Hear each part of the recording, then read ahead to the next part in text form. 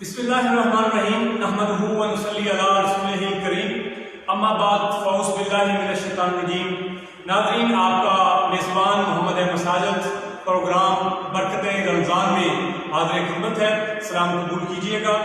آج ہمارے ساتھ اسٹوڈیو میں تشریف فرما ہے حضرت علامہ مولانا سید نصیر الدین شاہ صاحب بخاری، جو کہ ادارہ صراط مستقیم ضلع اکاڑہ کے امیر بھی ہیں اور حویلی لکھا کی مرکزی جامع مسجد حضرت مولانا لشکر الدین والی کے خطیب بھی ہیں۔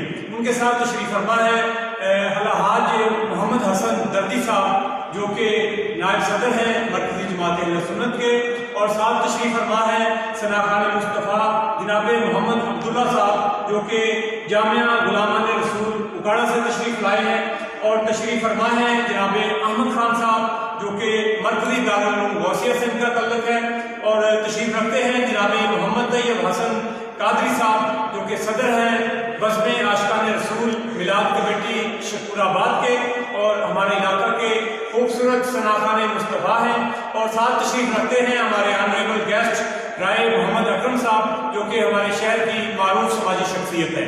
ناظرین، آج کے پروگرام میں ہم گفتگو کریں گے حضرت علامہ مولانا سید نصیر الدین شاہ صاحب سے، اور آج کا ہمارا عنوان ہوگا زکوٰۃ کے مسائل۔ تو آج کے پروگرام کا آغاز جو ہے وہ اللہ تعالیٰ کے پاک نام سے کریں گے۔ تلاوت کلام پاک کے لیے میں ملتمس ہوں جناب حافظ قاری احمد خان صاحب، جن کا تعلق مرکزی دارالعلوم غوثیہ سے ہے، کہ وہ تلاوت کلام پاک سے ہمارے قلوب و اذہان کو منور و معطر فرمائیں۔ جناب احمد خان۔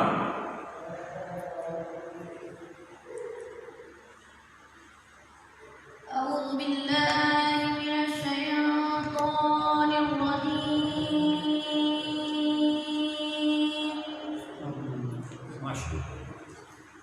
بسم الله الرحمن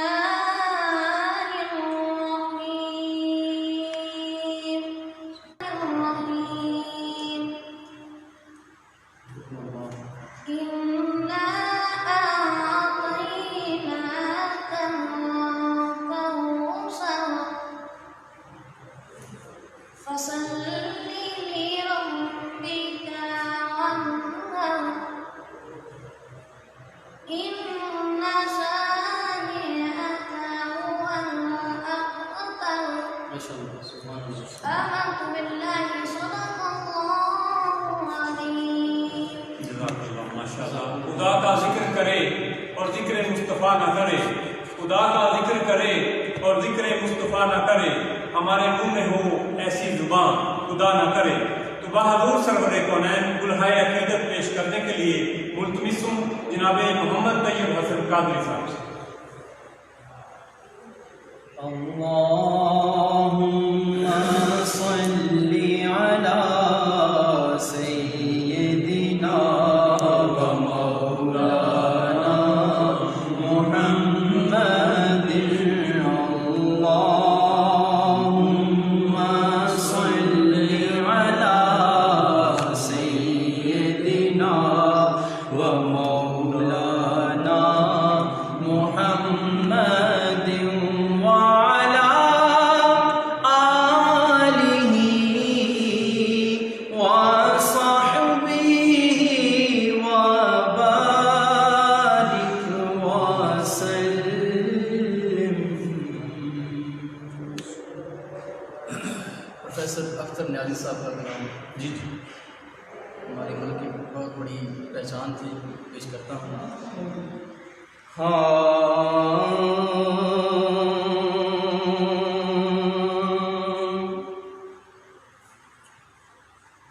عشق کی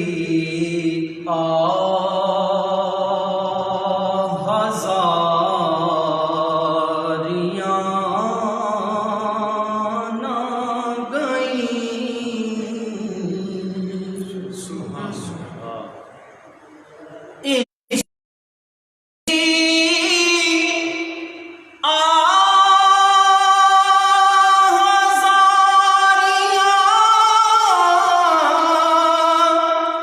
نہ گئی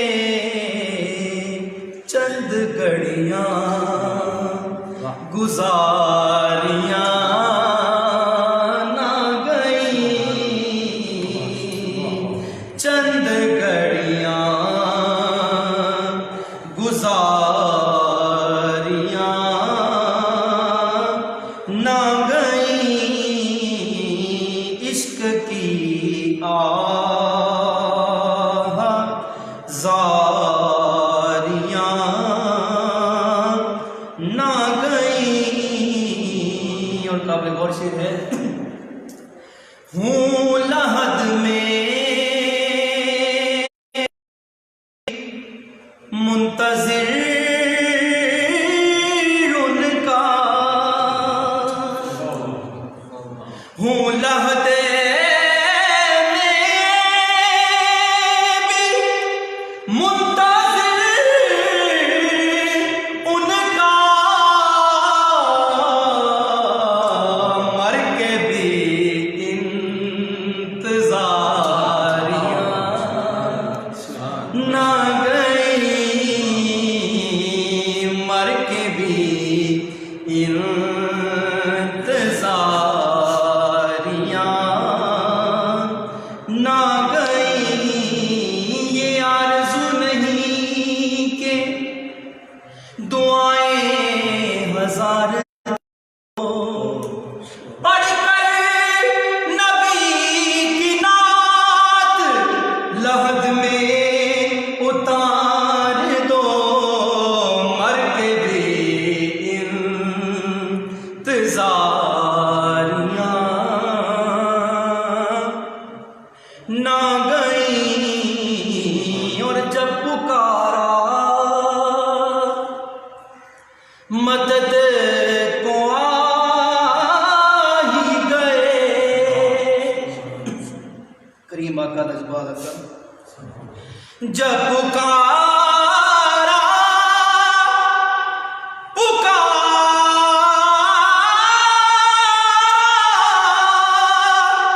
مدد کو ہی گئے، رائے گاں اپنی زاریاں نہ گئی، رائے گاں اپنی زاریاں نہ گئی. حسن کی تاجداریاں نہ گئی. اور اے نیازی فراق کے طیبہ میں، اے نیازی فراق کے طیبہ میں، تیری اختر شماریاں نہ گئی، تیری اختر شماریاں نہ گئی. عشق کی آہ زاریاں نہ گئی.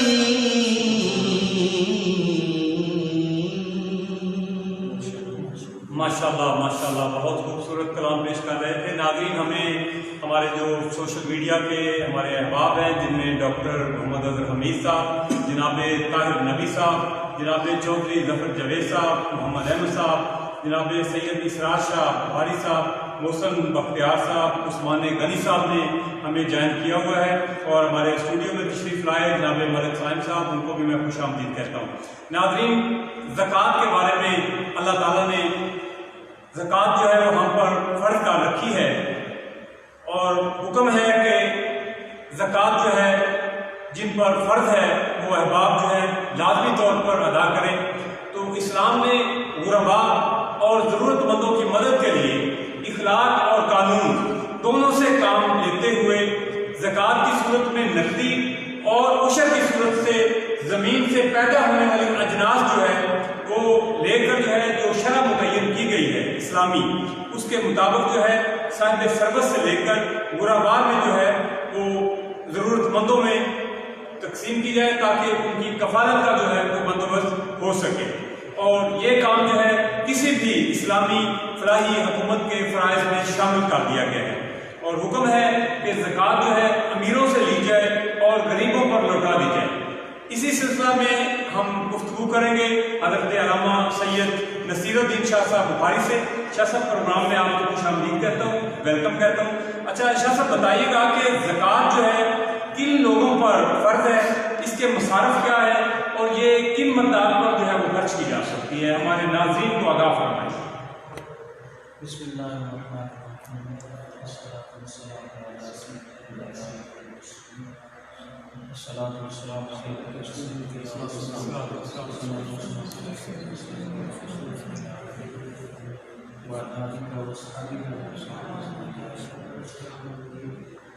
سب سے پہلے تو میں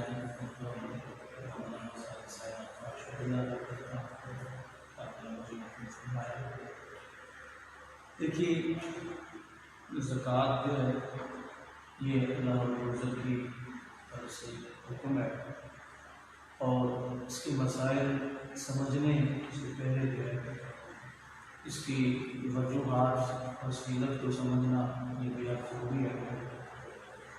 رب جلال نے زکوٰۃ جو شیخ اسلام کا ایک رکن جو ہے قرار دیا، تو بنیادی طور پر اس کے اندر تین باتیں ہیں، تین چیزیں ہیں جن کا ایک مومن کی مزاج میں طبیعت میں ہوتی ہوئی، اور وہ تینوں چیزیں جو ہیں وہ ادائیگی زکوٰۃ سے حاصل ہوتی ہیں۔ سب سے پہلے نمبر پر یہ ہے کہ انسان کے دل میں جب مال کی محبت بڑھتی ہے تو یہ یقیناً نقصان دہ ہے، کیونکہ مال کی محبت جب بڑھتی ہے تو پھر انسان اس مال کی طلب میں اس قدر محو ہو جاتا ہے کہ اسے کسی اور چیز کی خبر جو ہے پوری رہتی، اور جو اس کی زندگی کے لیے، اس کے معاملات کے لیے، معاشرے کے لیے نقصان دہ ثابت ہے۔ تو زکوٰۃ ادا کرنے سے وہ جو دل میں مال کی محبت بڑھتی ہے نا، اس کو کم کیا جاتا ہے۔ زکوٰۃ ادا کرنے سے مال کی محبت دل میں کم ہوتی ہے، زکوٰۃ جو ہے وہ کم ہوتا ہے۔ ایک معمول چیز ہے، آپ نے کمایا ہے بعد، اس میں سے جو شریعت کے حصہ مقرر کیا وہ آپ جب دیں گے تو یقیناً دینے میں کچھ الجھن جو ہے وہ ضرور محسوس ہوتی ہے، تو اس الجھن سے دل سے مال کی محبت میں کمی آتی ہے۔ دوسرے نمبر پر کہ اگر مزاج میں طبیعت میں بخل پیدا ہو جائے، سائل آ جائے تو غصہ آ جائے۔ ابھی پچھلے دنوں میں مجھے بتایا گیا کہ وہ زمیندار کو ان کے ڈیرے پہ کوئی مانگنے کے لیے گئے، خود شوگر بلڈ پریشر کے مریض ہیں۔ اب وہ اس کو کچھ دیا انہوں نے یا نہیں دیا، اس سے جھگڑا کرنے لگے، جھگڑا کرتے کرتے ان کو اس مسکین کو مارنے کے در پہ مارنے لگے تو خود ہارٹ اٹیک ہو گیا، گر پڑے تھے۔ مسکین چلا گیا وہ دنیا سے کوچ فرما۔ تو یہ لڑائی جو جب مسکین آیا نا تو سوال کرنے کے لیے آپ کے پاس ہے تو ٹھیک ہے، نہیں ہے تو اس کو خندہ پیشانی سے پیار سے اس سے لڑائی کرنا، اس سے جھگڑا کرنا، یہ بخل کی علامت ہے کہ مزاج میں سخاوت کا پہلو جو ہے وہ شاید مان پڑ چکا ہے، اور سخاوت نام کی کوئی چیز جو ہے وہ موجود نہیں ہے، بخیل ہے شخص بڑا۔ تو یہ بخل بات جو ہے کہ بخیل ہونا جو ہے یہ بہت ساری نیکیوں کے رستے میں رکاوٹ بنتا ہے۔ زکوٰۃ ادا کرنے سے یہ بخل ختم ہوتا ہے، اس بخل میں کمی آتی ہے، سخاوت کی طرف جو ہے وہ انسان کا، مومن کا مزاج، اس کی توجہ جو ہے وہ بڑھ جاتی ہے۔ اور تیسری چیز جو فقہاء نے اس میں بیان کی ہے وہ یہ ہے کہ اس سے غریب لوگوں کی معاونت جو ہے وہ ہو جاتی ہے۔ ایسے لوگ جو بھوکے ہیں، پیاسے ہیں، کھانے کے لیے گھر میں، اور جتنے ایسے لوگ ہمارے معاشرے میں، ہمارے رشتے داروں میں ہوتے ہیں لیکن ہماری توجہ جو ہے ان کی طرف مرکوز نہیں ہوتی، تو ان کی معاونت کے لیے جو ہے یعنی وہ جب فقیروں کی یعنی مسکینوں کی، غریبوں سے محبت کی جاتی ہے تو پھر بندہ زکوٰۃ کا مال جو ہے وہ دیتا ہے۔ تو یہ تین ایسی صفتیں ہیں جو مومن کے مزاج میں زکوٰۃ ادا کرنے سے جو ہے وہ پیدا ہوتی ہے۔ اب رہا سوال یہ کہ زکوٰۃ کن لوگوں پر واجب ہے؟ جی بہت سارے لوگ تو اس مسئلے سے بے خبر ہیں زکوٰۃ کن کن پر واجب ہے۔ شریعت مصطفیٰ کریم صلی اللہ علیہ وسلم میں اس کی بہت ساری جو شرائط ہیں اس کے مطابق بہت کم لوگ ایسے ہوتے ہیں جن پر زکوٰۃ جو ہے وہ فرض ہوتی ہے۔ اس کا جو کم سے کم نصاب ہے وہ یہ ہے کہ 52 تولے چاندی یا اس کی مالیت جو میرے خیال میں ایک اندازے کے مطابق اب تقریباً 43,500 روپے بنتے ہیں۔ جس شخص کے پاس 43,500 روپے اپنی ضروریات اصلیہ سے زائد ہوں، ضروریات زندگی سے زائد ہوں، اور اب یہ سمجھنا بھی ضروری ہے کہ ضروریات زندگی جو ہیں وہ یہ نہیں ہے کہ آپ کے پاس ایک گھر رہنے کے لیے ہے، وہ آپ کو کافی 2 یا 3 کمرے آپ کہیں کہ آپ 4 میرے مکان اور بھی ہونے چاہیے، اس چیز کا خیال ہے۔ اور یہ فیصلہ کون کرے گا کہ آپ کا اندر رب کائنات نے مفتی بتایا وہ فیصلہ کرے گا، فوراً آپ کو اتنا پے کرے گا تو بھائی صاحب یہ ٹھیک نہیں ہے۔ رسول اللہ صلی اللہ علیہ وسلم کا فرمان ہے کہ لا ما یریبک لا ما یریبک، جو چیز تمہیں شک میں ڈال دے اسے دور ہو جائے۔ تو یہ اندازہ جو ہے آپ خود لگا سکتے ہیں کہ کیا میرے لیے مکان کافی ہے تو یہ حاجت اصلی ہے، اب اس میں زکوٰۃ نہیں ہے، اب اس میں 4 کمرے تو میں سمجھوں میرے لیے 2 مکان اور ہو جائیں، فرمایا یہ اچھی بات نہیں ہے۔ تو یہ حاجت اس لیے اب یہ چیزیں شامل ہوتی ہیں۔ آپ کے پاس گاڑی ہے، سواری ہے جو اپنے ذاتی استعمال کے لیے رکھی ہوئی ہے، اس میں بھی ایک متوسط رستہ اختیار کرنا چاہیے۔ جہاں 10 لاکھ کی گاڑی سے گزارا ہو سکتا ہے، آپ کے میرے پاس 2 کروڑ کی گاڑی ہو، اس میں بھی آپ کا زمین آپ کو مطلب کرے گا اور وہ ضرور دستک دے گا کہ یہ ٹھیک نہیں ہے۔ تو یہ حاجت اصلیہ کے علاوہ اس شخص کے پاس اگر 52 تولے چاندی یا اس کی مالیت جو 43,500 کا تقریباً بنتی ہے، کمی بیشی اس میں ہوتی رہتی ہے، یا 7.5 تولے سونا موجود ہو۔ اب اس کو ذرا توجہ سے آپ نے سمجھنا ہے کہ 7.5 تولے سونا اگر ہے تو اس کے ساتھ کوئی نقدی نہیں ہے اور اس کے ساتھ کوئی چاندی وغیرہ موجود نہیں ہے، تو پھر 7.5 تولے سونے کا نصاب پورا ہے، اب اس میں زکوٰۃ کیا ہو جائے گی؟ فرض ہو جائے گی۔ اگر آپ کے پاس چاندی بھی نہیں ہے اور نقدی بھی آپ کے پاس موجود نہیں ہے اور سونے کا نصاب 7.5 تولے سے کم ہے، اب زکوٰۃ نہیں ہے، اب زکوٰۃ نہیں ہے۔ دوبارہ جی میں دوبارہ یہ 3 چیزیں ہیں، ایک ہے نقدی اور ایک ہے چاندی اور ایک ہے سونا۔ اگر آپ کے پاس نقدی بھی نہیں ہے، چاندی بھی نہیں، ایک رتی بھی نہیں، نقدی بھی 1000 روپے بھی آپ کے پاس کی حاجت ہے اس کے علاوہ نہیں ہے، اب سونے کا نصاب 7.5 تولے ہونا ضروری ہے۔ اگر وہ 7.5 تولے سے کم ہے اور دوسری دونوں چیزیں آپ کے پاس موجود نہیں ہے تو اس میں زکوٰۃ نہیں ہے۔ سمجھتے؟ اب دوسری بات، آپ کے پاس 1 تولہ چاندی ہے، کچھ نقدی موجود ہے اور سونا 7.5 تولے سے کم ہے، اب چاندی کا نصاب پورا ہو جائے گا، اب تینوں چیزوں کو پھیر لیا جائے گا، قیمت بنا لی جائے گی اور جو قیمت بنے گی ظاہر ہے سونے کے تو 1 تولے سے 52 تولے آسانی سے چاندی ملے سے، اب سب کی قیمت کو کٹا دیا جائے گا اور اس قیمت کو 40 میں ڈیوائڈ کر کے آپ اپنی زکوٰۃ جو ہے وہ نکالیں گے۔ سمجھے بات؟ اگر آپ کے پاس تینوں چیزیں موجود ہیں، سونا ہے، ساتھ نقدی بھی ہے، ساتھ چاندی بھی ہے، اگر سونا ہے ساتھ چاندی ہے نقدی نہیں ہے پھر بھی سونے کی قیمت کو چاندی پر پھیرا جائے گا، زکوٰۃ ہوگی۔ اور اگر آپ کے پاس نقدی ہے چاندی نہیں ہے پھر اور کچھ سونا موجود ہے تو 7.5 سے پھر بھی ٹوٹل پیسے لگا کے زکوٰۃ جو آپ کو ادا کرنا پڑے گا۔ اگر آپ کے پاس صرف 52 تولے چاندی اس کی مالیت موجود ہے اور کوئی چیز موجود نہیں ہے، سونا بھی نہیں ہے، نقدی بھی نہیں ہے، تو پھر 52 تولے چاندی جو آپ کے پاس موجود ہے اس پہ آپ کو زکوٰۃ دینا پڑے گا۔ اگر 52 تولے سے کم ہے پھر اس پہ بھی اس پہ بھی ٹھیک ہے۔ مطلب یہ تو نصاب ہو گیا کہ اب یہ بتائیے گا کہ زکوٰۃ جو ہے کہ مصارف کیا ہے، کن جگہ پر یہ خرچ کی جاتی ہے؟ زکوٰۃ کے مصارف قرآن نے بھی بیان کیے ہیں، میں اس کی وضاحت کر دیتا ہوں کہ آج کل جو حالات ایسے ہیں ہر شخص جو ہے وہ زکوٰۃ دینے کے بازار میں دور رہا ہو، تو اس میں فقیر ہے، مسکین ہے۔ فقیر وہ شخص ہوتا ہے، بھائی کرام فرماتے ہیں کہ جس کے پاس ایک وقت کا کھانا موجود ہے اور دوسرے وقت کے کھانے کی امید ہے، اور مسکین وہ ہے جس کے پاس دوسرے وقت کے کھانے کی امید نہیں۔ یہ وہ لوگ ہیں جن کو زکوٰۃ دی جا سکتی ہے۔ اور مسافر ایسے مسافر کہ وہ مسافر کہیں گیا سفر پہ گیا، شہری سفر پہ ہے، وہاں اس کے پاس پیسے نہیں ہیں اور وہ کو پتہ ہے کہ اس کے پاس مال نہیں ہے، آپ اس کو بھی زکوٰۃ دے سکتے ہیں، دینی مدارس کو زکوٰۃ دے سکتے ہیں۔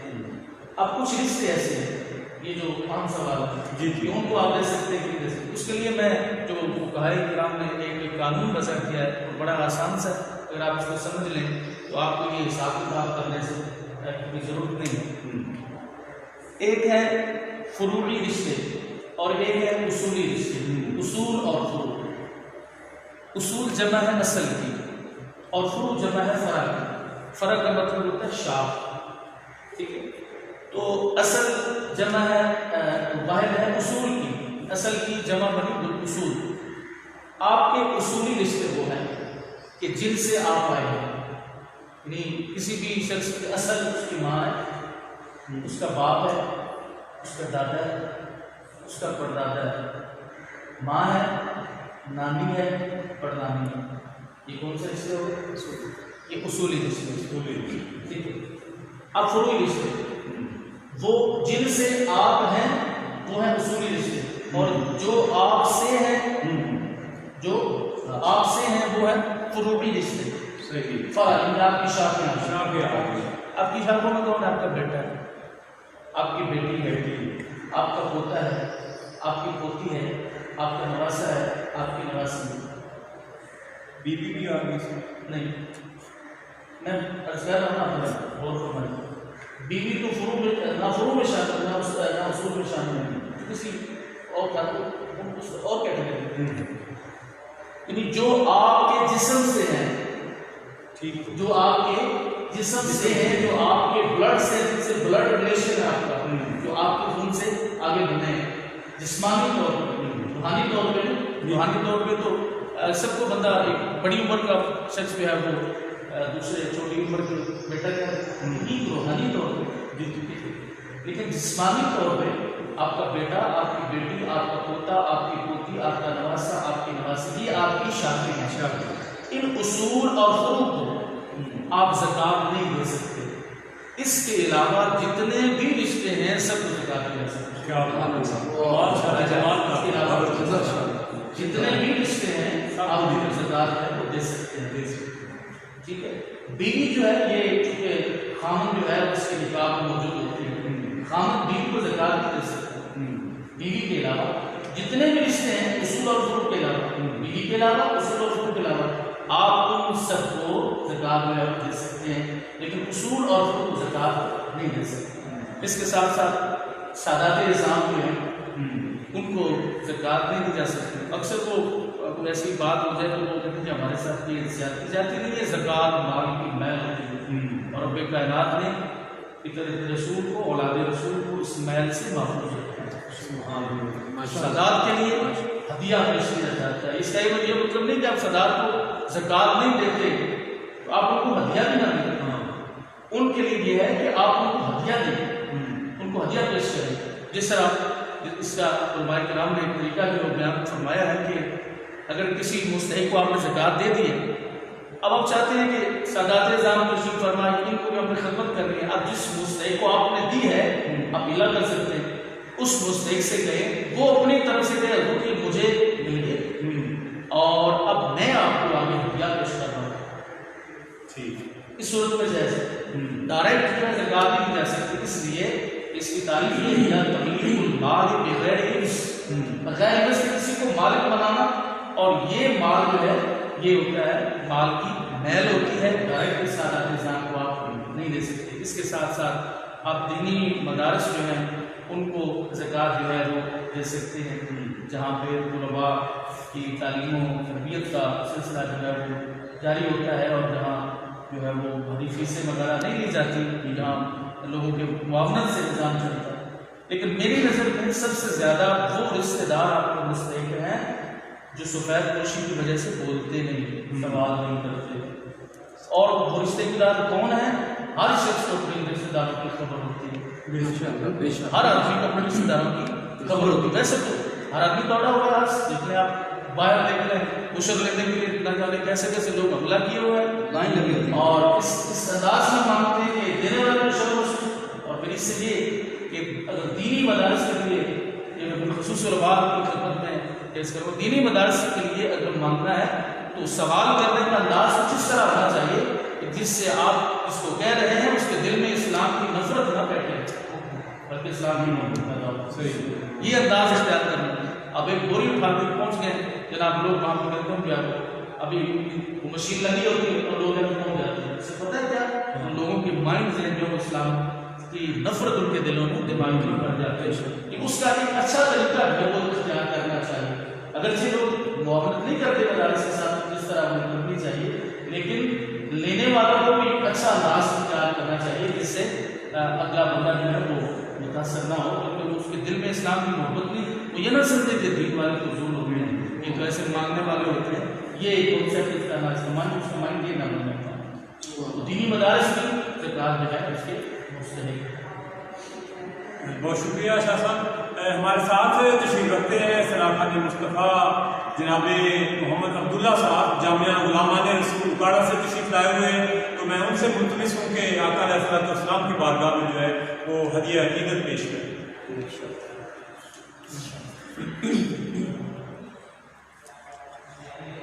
بلغ العلا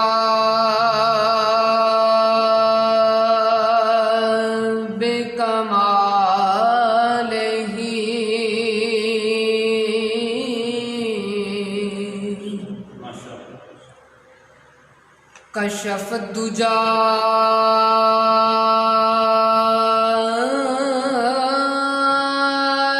بجمالہ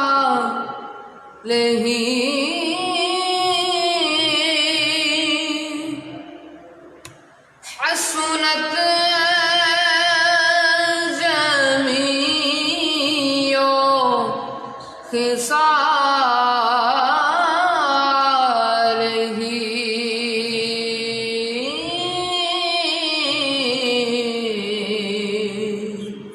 صلو علیہ وآلہ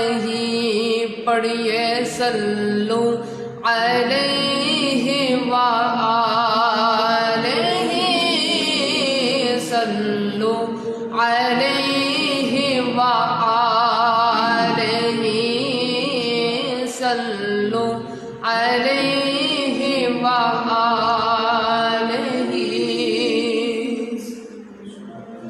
اور میں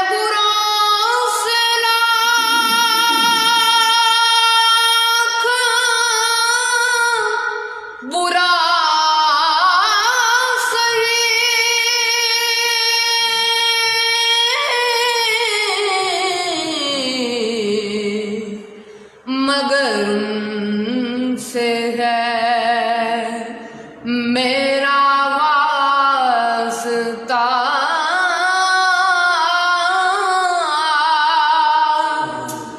میری لاج رکھنا میرے خدا.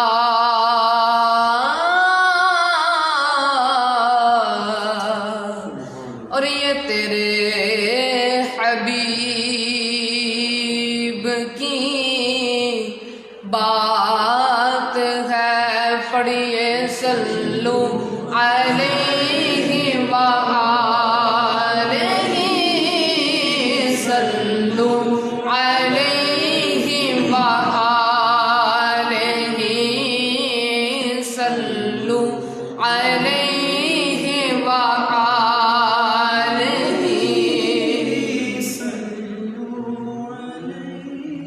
اور جسے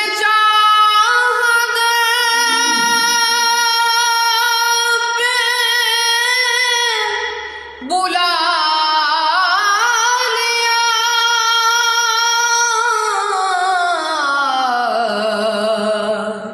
اور جسے چاہا اپنا بنا لیا.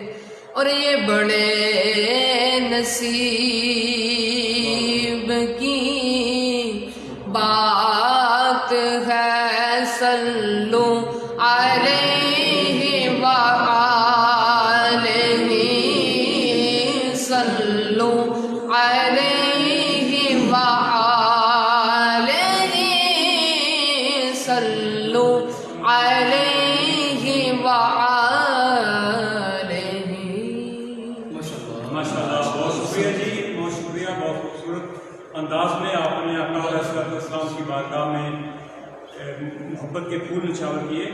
شاہ صاحب کی طرف میں دوبارہ پڑھ رہا ہوں۔ شاہ صاحب بتائیے گا کہ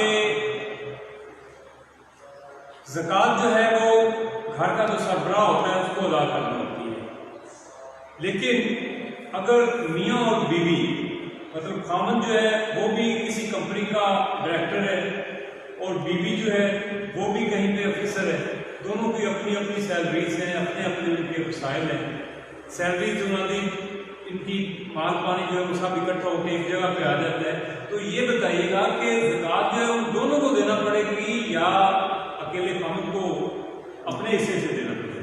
بسم اللہ الرحمن الرحیم۔ دیکھیں اس بارے میں کہ یہ ضروری نہیں ہے کہ گھر کا جو سربراہ ہے جو بھی زکوٰۃ ادا ہے اس کے لیے علیحدہ نصاب ہے۔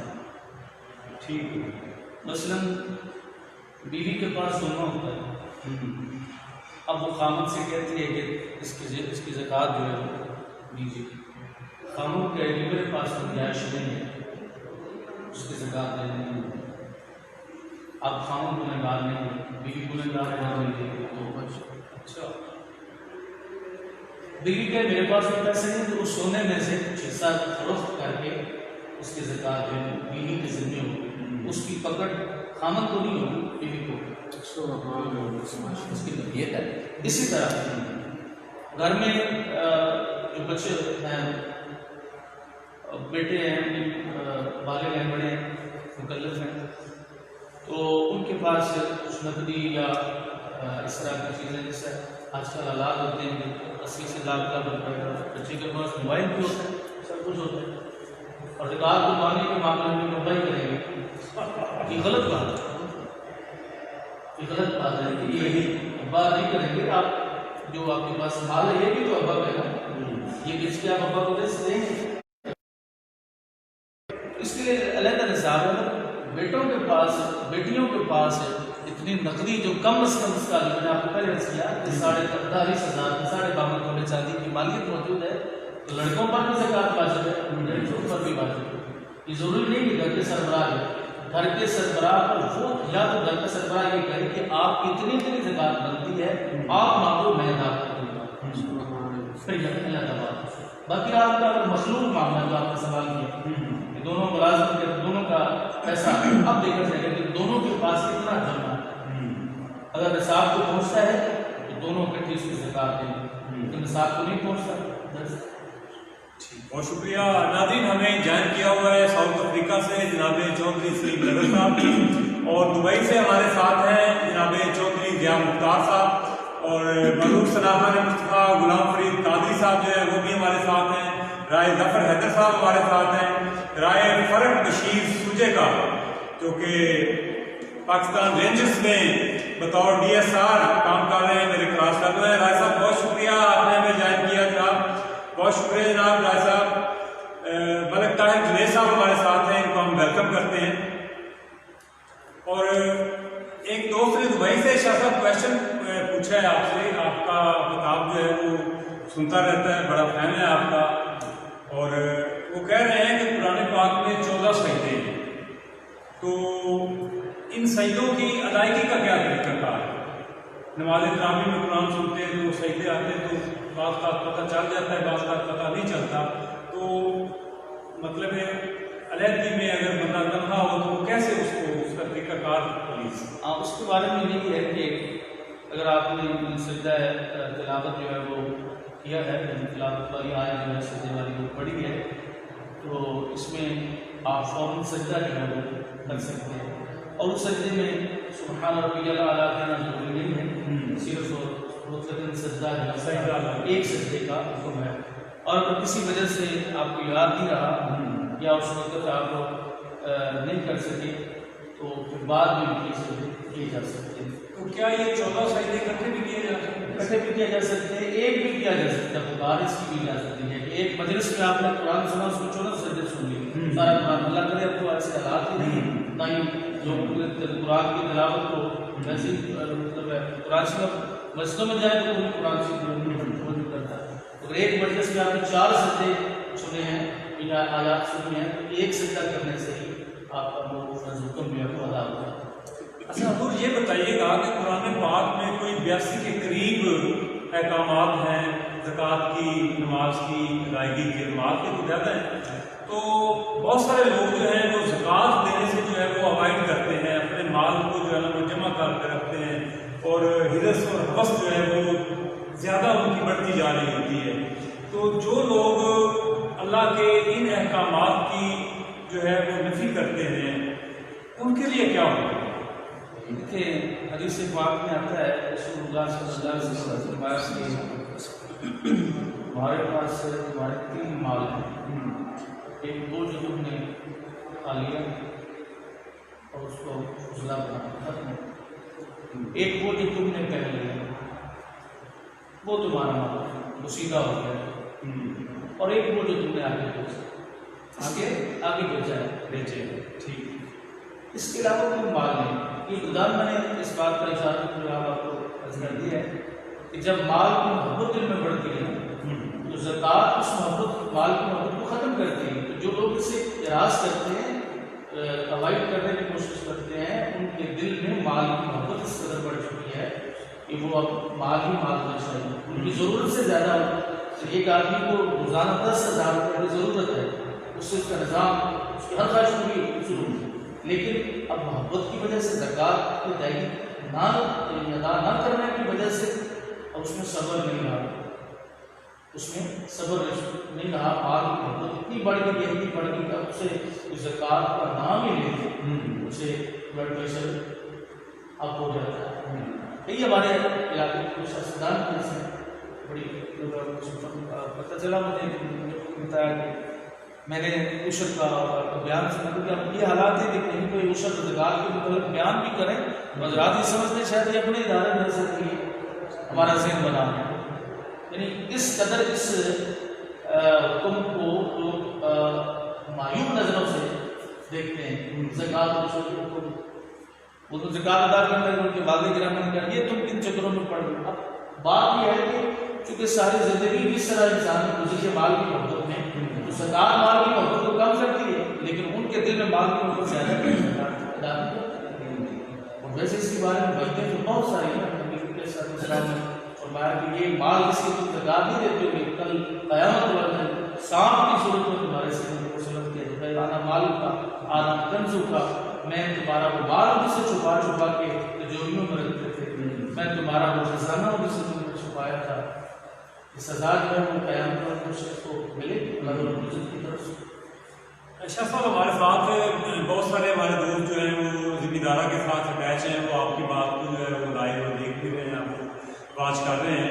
تو زکوٰۃ کا نصاب آپ نے بتا دیا، تو یہ ہمارے جو کاشتکار بھائی ہیں ان کے لیے ان کی اجناس جو ہیں گندم کی، چاول کی اور دیگر اجناس جو ہیں ان کے بارے میں ذرا ہماری فرمائیے گا۔ یہ بڑا سینسیٹیو اور نازک مسئلہ ہے، اس بارے میں جو ذمہ دار حضرات ہیں ان کو بڑھانا پڑ جاتے ہیں، یہ مسئلہ حقیقت بڑے ہی غلط کرتے ہیں۔ کسی ذمہ دار کو آپ نے بڑھانا ڈال دیں تو آپ عشر کے مسائل جو اپنے آپ شروع کر دیں۔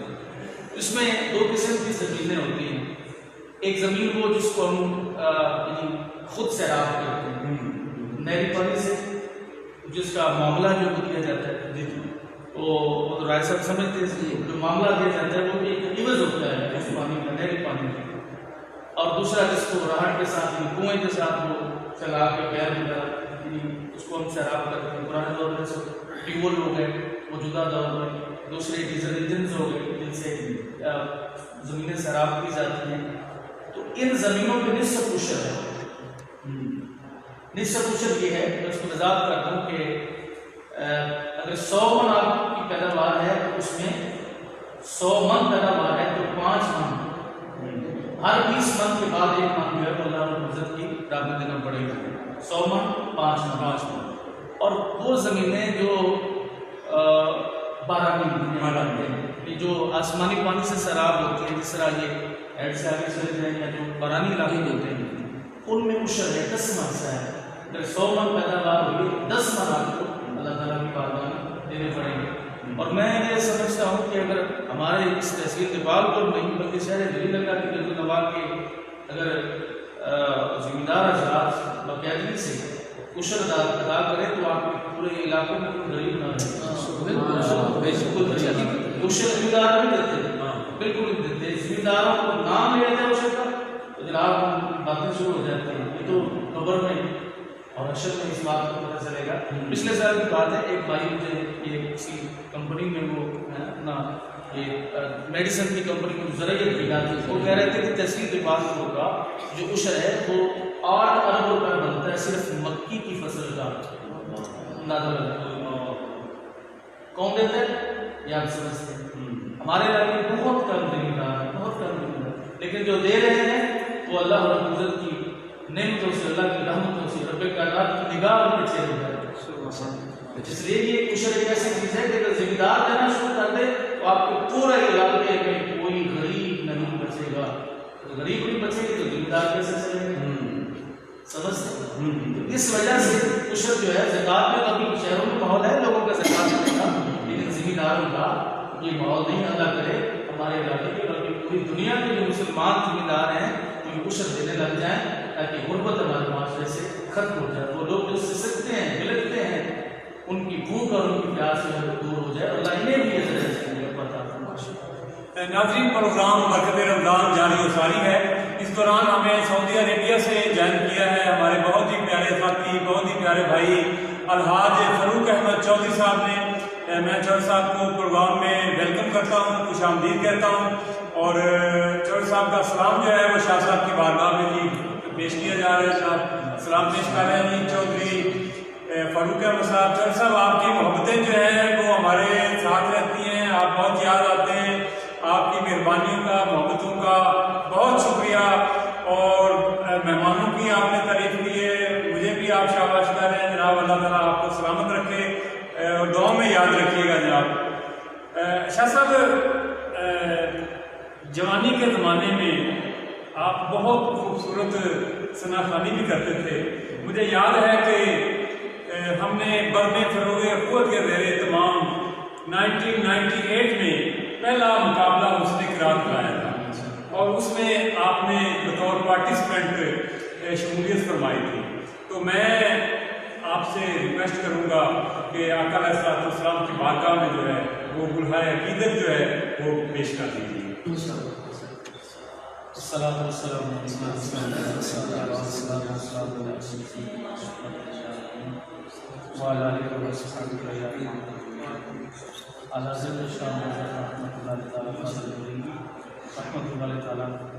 آپ کے کلام کی اس کلام میں آپ نے نا یعنی خواب کا ذکر کرنا ہے. خواب اس کی تعریف اور اس کے معاملات میں بتاتے ہیں. ہم خواب ہیں اور خواب ہی بابا ہے ہمارا. ہم خواب ہیں اور خواب ہی بابا ہے ہمارا. خاکی تو وہ آدم جدے آلہ ہے ہمارا. خاکی تو وہ آدم جدے آلہ ہے ہمارا. اللہ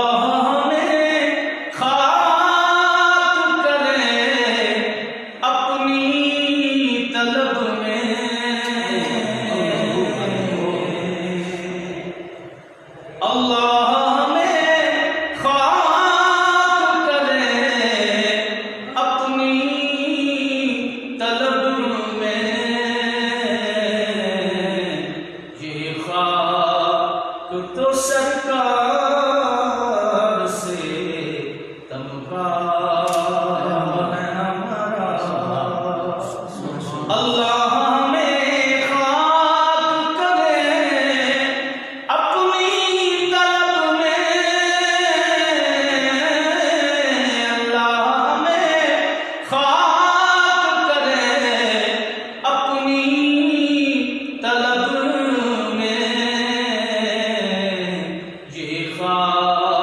کو تو سرکار سے تمغہ ہے ہمارا، سبحان اللہ، یہ خاک تو سرکار سے تمغہ ہے ہمارا،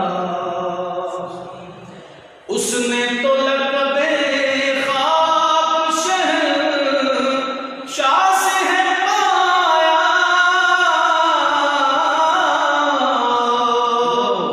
اس نے تو لقب خاک شہر شاہ سے ہے پایا، جو ہے درے کرار کے مولا ہے ہمارا، جو ہے درے کرار کے مولا ہے ہمارا، ہم خاک اڑائیں گے جو خاک نہ پائی، ہم خاک اڑائیں گے جو خاک نہ پائی، جس خاک پہ آباد رضا مدینہ ہے ہمارا، جس خاک پہ آباد رضا مدینہ ہے ہمارا، خاکی تو وہ یادم جتے آلہ ہے ہمارا۔ ماشاءاللہ ماشاءاللہ، دل خوش کر دیا شادی، کمال کر دیا آپ نے۔ ناظرین، ہمارے ساتھ کچھ اور دوست ہمارے لائیو ہمیں بات کر رہے ہیں، جن میں جناب غلام مرتضیٰ نظامی صاحب، حضرت علامہ غلام مرتضیٰ نظامی صاحب، جناب رائے معین اکرم صاحب، نعمان احمد چشتی صاحب، میں ان کا شکریہ ادا کرتا ہوں۔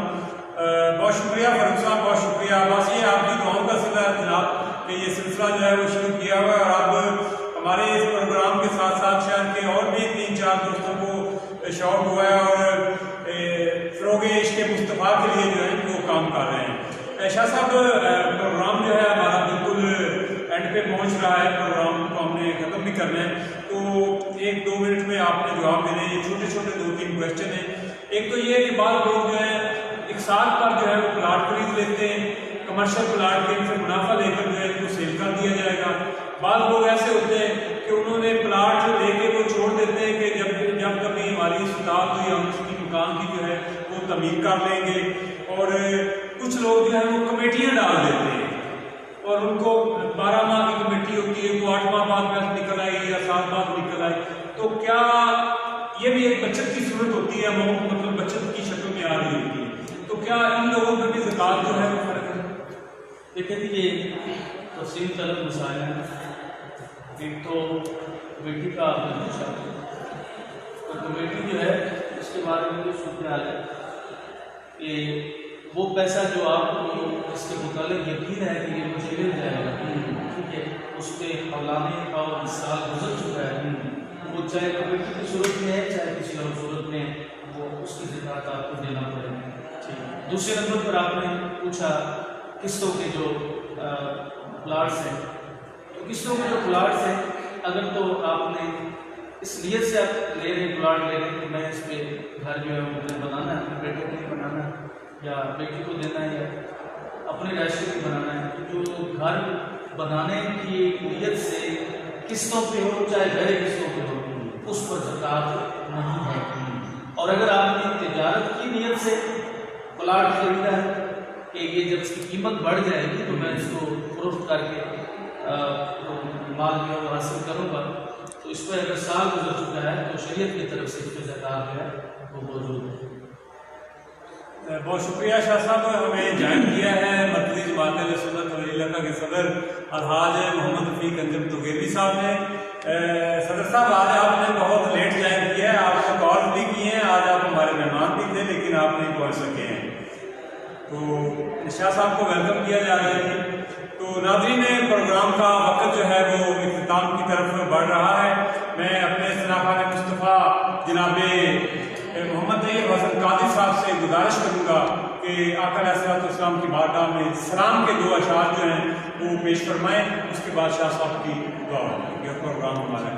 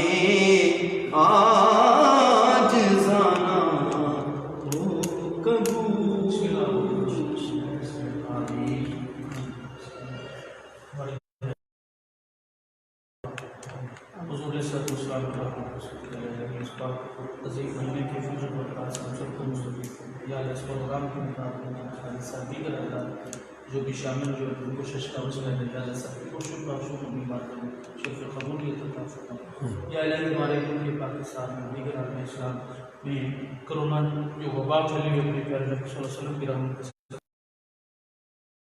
سے الہی جو اس وبا سے مسلمان فوت ہو رہے پروردگار سب کی قبروں پہ کروڑوں اور رحمتوں کا آمین سب کی نصیب فرما ربنا آتنا فی الدنیا حسنۃ وفی الآخرۃ حسنۃ وقنا عذاب النار صلی اللہ تعالی علیہ ناظرین، آج کے پروگرام کا اختتام کا وقت ہوا چاہتا ہے اور میسج آف دا ڈے کے حوالہ سے شاہ صاحب کی گفتگو سے جو میسج میں نے اخذ کیا ہے اس میں یہ ریکویسٹ آپ سے پیش کروں گا ہمارے کاشتکار بھائیوں سے بھی اور ہمارے مخیر افراد سے بھی، جو لوگ صاحب نصاب ہیں ان سے گزارش ہے کہ وہ اپنی زکوٰۃ اور عشر کے جو معاملات ہیں وہ جو حقداران ہیں ان تک پہنچائیں، اور دہاڑی دار طبقہ لاک ڈاؤن کی وجہ سے جو پریشان حال ہے اور کرونا کی وجہ سے جو پریشان حال ہے آپ ان کی مدد اور ان کی کفالت میں اپنا رول ادا کر سکتے ہیں۔ بہت شکریہ کیمرہ مین دانیال ساجد کے ساتھ اپنے میزبان محمد احمد ساجد کو کل تک کے لیے اجازت دیجیے گا۔ السلام علیکم۔